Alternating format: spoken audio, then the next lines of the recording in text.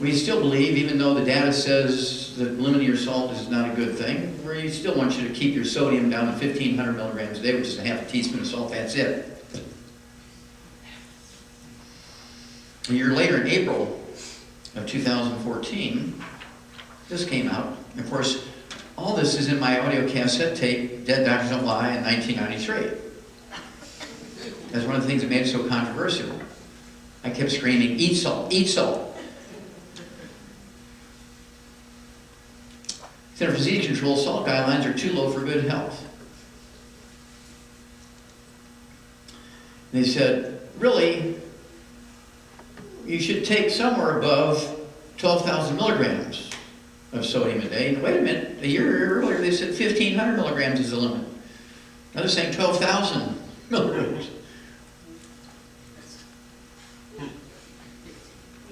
It's 10 times as much. Now we're talking about 6 teaspoons of salt a day. So what is it? Why do we need salt?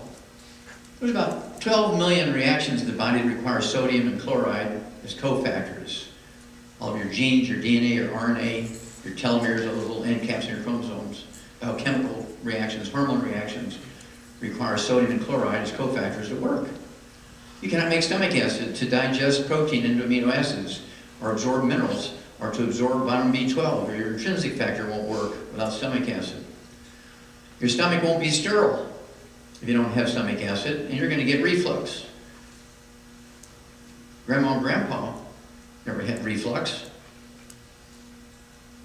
That's because they salted everything. Salt is the raw material to make stomach acid. There is no such thing as acid reflux. I'm going to repeat that. There is no such thing as acid reflux. It should be called lack of acid reflux. What causes reflux?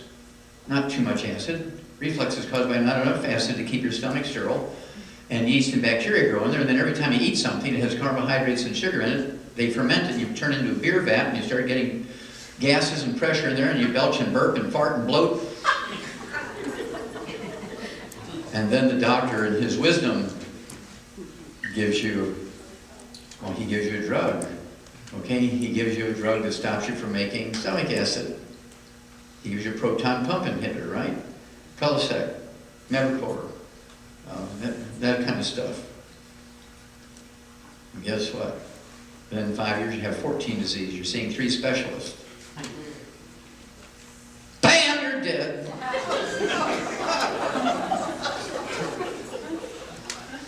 Now, the next failed theory